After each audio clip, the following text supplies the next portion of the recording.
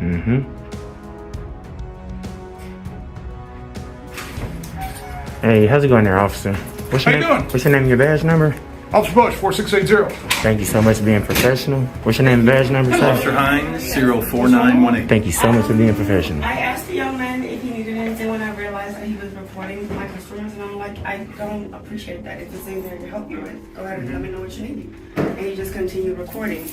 And the young lady that was sitting over here in line in queue, she was getting uncomfortable, one of the customers. And I Totally said, that's not understandable. okay, it's not appropriate. So please can you leave the property? Okay. Since you are not conducting any postal business. So he refused to do so. Okay, I well, felt the need for you guys to come on by.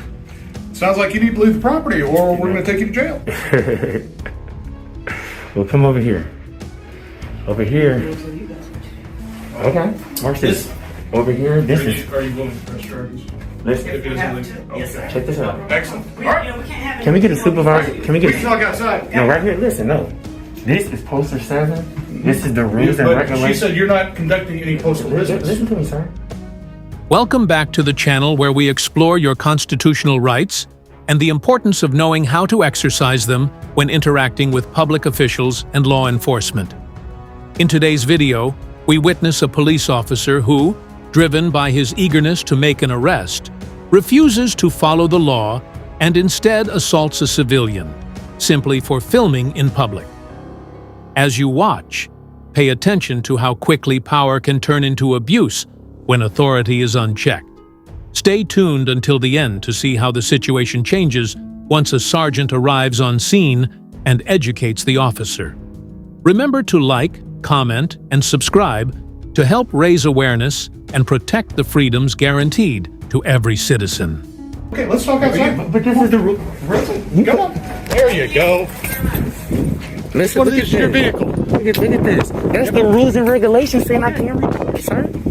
You didn't. You skipped. But you're not- I was you're just not trying to show. conducting I did. I asked him for a passport. I left and gave the lady her own personal space. That's not what you you're just doing. grabbed my arm. I Yes, got ma'am. everything on camera. Can we Yeah, get a so do I. supervisor? Can we get a supervisor out here, please? Well, Please. you need to leave. This is public property. No, That's it's a not. lobby. No, it is not. This Listen, is a listen, private It's actually business. a private Li- entity. li- I know li- it says United States Postal Service, Listen, but it's actually a private listen, entity. You're told to leave. You did not leave. Listen real quick, sir. Are you refusing to leave now? I'll under threat of arrest, I'll leave. But listen, Okay, good. But Go. listen, there's a poster 7 in there that says I have the. Just go look, sir. Can you please go look? But here's the one thing I do know.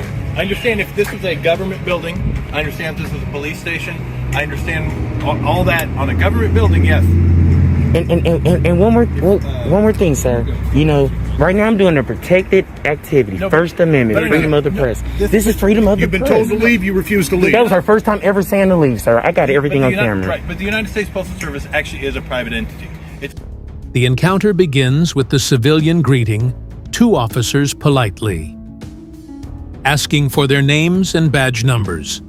Both respond professionally, but the tension builds when a postal worker complains about being filmed.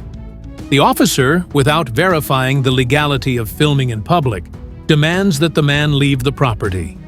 Despite the citizen calmly explaining that he is on public property conducting a lawful First Amendment activity, the officer insists on escalating the situation. The conflict intensifies as the officer treats the simple act of recording as a criminal offense, ignoring the citizen's rights and the postal regulations that clearly allow photography in public areas of the building. not. I understand it says government, United States Postal Service, but it's actually a private entity. Okay. So it's not like. And can we get a supervisor, please? I'm gonna go stand on the sidewalk, We've but. got a supervisor. But, and I'm gonna go stand on the sidewalk because you did tell me to leave. But when I go stand on the sidewalk, can you please? That's the rules and regulations of postal property. There's a section for photos and photography. Can you please read that? It says I can take it in the foyer, lobbies, entrances. Okay. It's right there. I'm gonna go stand there. We're gonna wait on your supervisor, Okay. and they're gonna let you guys know. Wow, man, you put your hands on me. That's an assault, man. If I haven't committed a crime, you can't walk me out. You can't put your hands on nobody. Ooh, buddy. Ooh, buddy. How you doing, sir? You sergeant? Yes, sir. Yes, sir.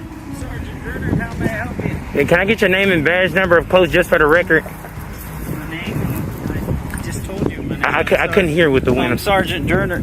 My badge number is 4944 serial number. Yes, sir. I came in here today just to kind of get some public information. I know I have every right to record in here. It's actually have a poster 7 in there with the rules and regulations on post. The man attempts to explain his position, pointing out the Poster 7 notice, a federal regulation allowing photographs in lobbies, foyers, and public corridors. Yet the officer refuses to listen, choosing instead to physically grab the citizen's arm and attempt to remove him from the property. The camera captures the moment clearly. An officer using unnecessary force against someone who has broken no law. Frustrated but composed, the man requests a supervisor to come to the scene. His tone remains controlled, his actions calm, underscoring the power of knowing your rights and remaining peaceful, even when faced with intimidation. The tension is real, but the law is on his side. Their property, saying that photos and photography may be taken in the lobbies, foyers, and corridors. Clear as day. Right when I walked in, the lady she triggered the issue. She said, "Hey, what are you doing here?" I said, "I'm just recording." She's like, "Well, you can't record here. You can't record my customers." She said, "This lady do not want to be recorded." The lady didn't even say nothing yet. But I even left the building just to give the lady her privacy, which I really don't even have. I didn't have to do that. Anything I see in public, I can record. That was just a little lobby. I wasn't going to be in there that long. Look how little it is. There's nothing in there.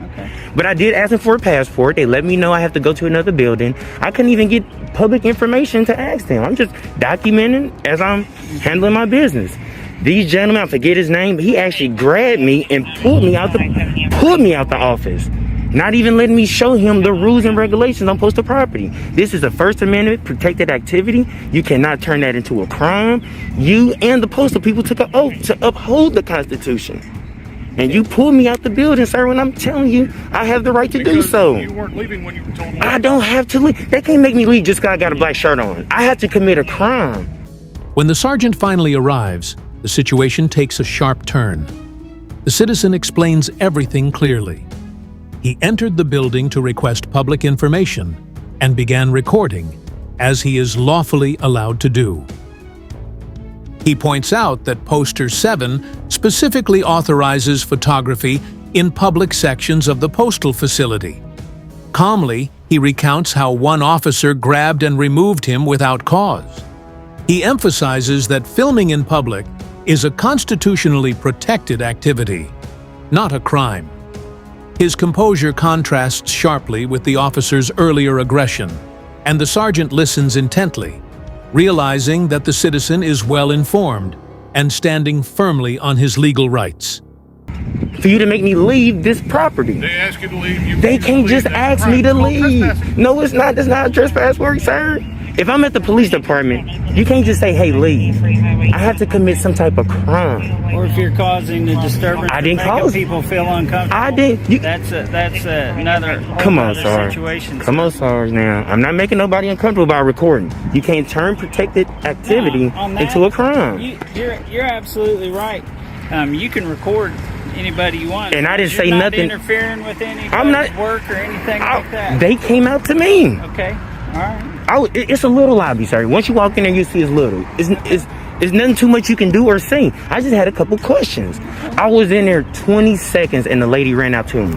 It wasn't even 20 seconds. You got that on your phone? I got that. See, the lady was outside. She was outside getting something out somebody's car. So when I walked in, she came in right behind me and was like, "Hey, what are you doing? You can't record." So, and what's your name again? Your name and badge number? Officer Bush. Bush put his hands on me and pulled me out the office. Yes, it did. Because you refused They to wanted leave you when I to told leave, but I'm going to go talk. I haven't talked to them. The discussion deepens as the sergeant tries to mediate between the postal staff and the civilian. The officer who initiated the confrontation claims that the man was trespassing, but the sergeant knows that's not accurate. A person cannot be trespassed from public property unless a crime or disturbance has occurred. The citizen reminds them that simply recording does not qualify as disorderly conduct. His steady tone and factual explanations highlight how vital it is to understand the law before enforcing it. This part of the encounter exposes the gap between what some officers believe and what the law actually states. a problem that fuels many civil rights violations today. Okay. And you gotta let him know, just because they want me to leave minus a crime, that you can't do that. Trespassing is a crime. Trespassing is a crime, but I wasn't trespassing. You gotta commit a crime first. You gotta commit a crime first, sir. 25 years, and you ain't got that. Was you able to see poster 7? Say again? Was you able to see the rules and regulations on the wall? Did you also see the rules about disorderly conduct, and if you're impeding customers doing I didn't business? say nothing to nobody, sir. Right when I walked in, the lady she came outside. So right when I came in, she came right behind me. I didn't even know who she was. She just started talking to me. She could have been a customer. I don't know. Once I noticed that the lady was really just uncomfortable, I went outside so she can handle her business. And then just came back. And I only hung around because they said they was calling you guys. Right now you're on sidewalk anyway. You're on public property. And here's the deal. In that foyer is... As the dialogue continues, the sergeant asks about the details inside the building. The man clarifies that he was only there for 20 seconds before being confronted. He explains that the postal worker assumed discomfort on behalf of another customer who never even complained. By showing restraint and patience, the citizen dismantles the false narrative that he was disruptive.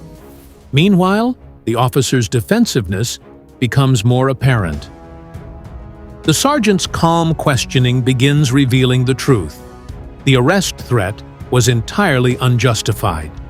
Through this exchange, viewers see the importance of keeping a camera rolling. It serves as an impartial witness when authority oversteps. public property. You're correct about that. But the issue is when you're making customers uncomfortable, that's a prohibited act, which is on that rules and regulations. If you're impeding any business, any customers doing business, that's a prohibited act. That's on that rules and regulations. This is a First Amendment protected activity. You cannot turn a First Amendment protected activity into a crime. That's public property. I'm not saying nothing. I can record. Your feelings don't overrule my constitutional right. So if you're uncomfortable with me recording you and we're in public, you go to Disneyland with your Disneyland with your kids, and you about to take a picture. You gonna make everybody behind you sign a waiver? They uncomfortable being on your. Let me read the actual word. Come on, Sergeant. Come on, get them. This is public. This is public. This is public property. It is a public building, but if you're making people uncomfortable, I'll read this to you so you can get it all on your disorderly conduct. I'm not impeding it. Creates loud or unusual. The sergeant acknowledges that the foyer is indeed public property, but introduces the idea that if a person causes discomfort or impedes business, that could constitute a prohibited act. The citizen responds logically. Feelings do not override constitutional rights. Filming in a public space cannot be criminalized based on someone's personal discomfort. This moment captures the essence of First Amendment auditing, holding officials accountable by documenting their behavior in public spaces. The exchange becomes almost educational. As the sergeant quotes the regulation, while the citizen points out that he has not violated any part of it. It's a powerful reminder of how understanding the law protects against abuse. Noise or which impedes entrance or departure to post offices or otherwise obstructs the usual use of I didn't do none of that. Foyers, corridors, I didn't do none of that. Elevators, stairways, None of that. parking lots, or which otherwise tend to impede or disturb the public. I didn't do none of that. You just said in your own words that you made that gal uncomfortable. I didn't do none of that. Which is their right to do, in order to ensure that the post office operates as well as it can. Now you're out here, you can record all you want. We can't keep you from going back in there now once we leave.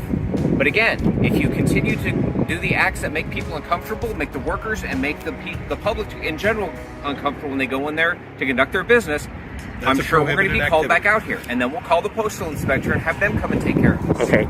And again, one more thing, you guys. You already have this info? No, we've not. You just want to give it? Do you want to provide us your information? Am I obligated? Okay. So can I go back in there? It's only fair since you got all our information. The situation finally de-escalates. The sergeant, realizing the officer's mistake, admits that the citizen is free to record as long as he does not interfere with business operations. He also confirms that the man can re-enter the lobby once they leave, reaffirming his constitutional right to film. Despite this, the original officer's frustration is clear. He wanted an arrest, not a lesson.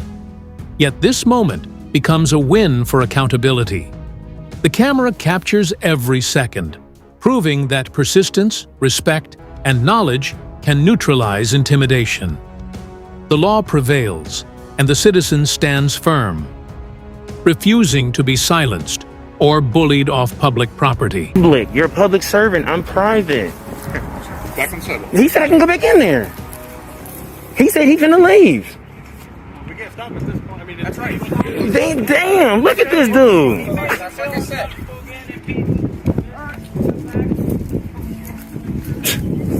Wow, man, this. Oh, man, he wanted to make an arrest so bad. Wow. In the closing moments, we witness a powerful truth. Too many officers today allow their pride to overshadow their duty to the law. They forget that their oath is to the Constitution, not their ego.